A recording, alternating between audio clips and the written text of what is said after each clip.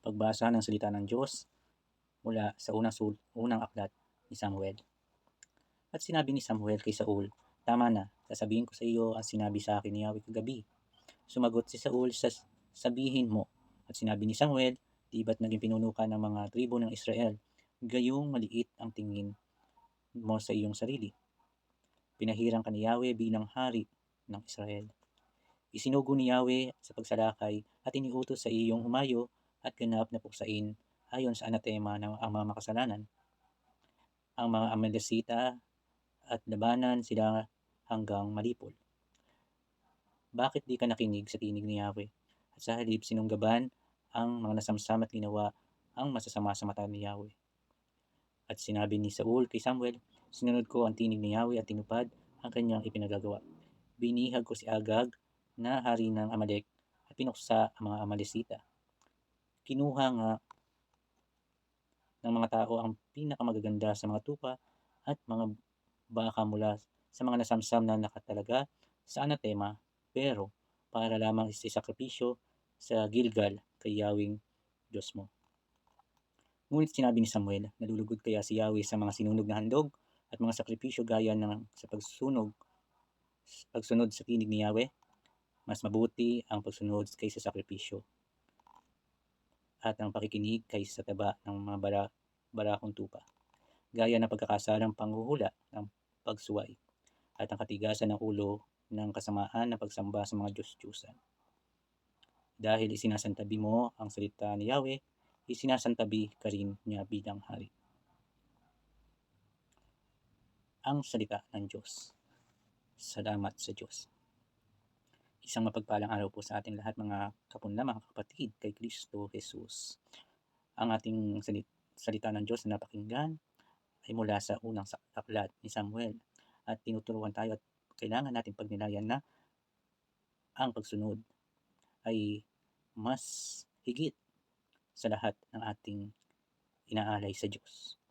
Ang ating pagdarasal, ang ating mga binibigay sa Diyos, kahit ano pa yan, kung hindi tayo nasunod sa kanyang kalooban, hindi pa rin tayo kalugod-lugod sa Diyos.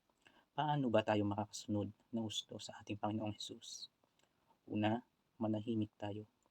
Sa ingay ng mundo sa kasalukuyan, maraming tinig tayong naririnig. Tinig ng iba na akala natin ay tama, na akala natin ay yun ang tamang landas, yun ang tamang daan. Marami tayong naririnig, lalo sa kasalukuyan, na nagsasabi na sila ang daan, na sila ang kaligtasan ng tao, na sila ang solusyon sa lahat ng mga problema ng tao. Ito man ay maging politiko, mga religious leaders, o ano-ano pang mga tinig na ating naririnig. Ang paanyaya ng Diyos ay manahimik tayo kahit sumandali at damhin ang kanyang presensya. Ang kanyang tinig ay pakinggan. Pangalawa, ibigay natin ng buong puso ang ating mga sarili sa Diyos. Dahil sa pagsunod natin sa Diyos, hindi natin iniisip ang ating mga sarili. Hindi natin iniisip ang ating mga comfort or yung mga nagpapasaya sa atin, or nagiging komportable tayo sa buhay. Dahil ang pagsunod sa Diyos, sabi nga ni Kristo, sabi nga ng ating Panginoong Hesus, "Sumunod ka sa akin, dalhin mo ang iyong krus," di ba? Kaya tayo ay inaanyayahan niya na hindi naman maghirap na maghirap, kundi dalhin ang krus. Dalhin ang bawat problema kasama ng Diyos. At ito ay patungo sa kanyang kaluwalhatian. At pangatlo, magpasalamat.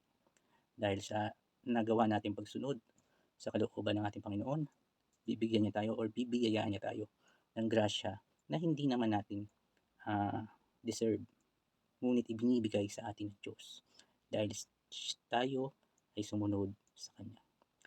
Kaya mga kapatid, mga kapunda, tayo ay magnilay sumunod dahil ang kalooban ng Diyos ay ang nais ng Diyos para sa atin ay makasama niya tayo sa hirap, sa ginhawa, sa saya at dusa ng ating mga buhay.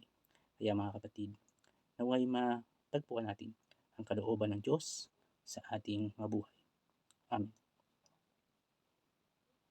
Aba, Ginoong Maria, napupuno ka ng grasya, ang Panginoon Diyos ay sumasa iyo. Bukod kang pinagpala sa babaeng lahat at pinagpala naman ng iyong anak na si Jesus. Santa Maria, Ina ng Diyos, panalangin mo kami makasalanan, ngayon at kung kami mamamatay. Amen.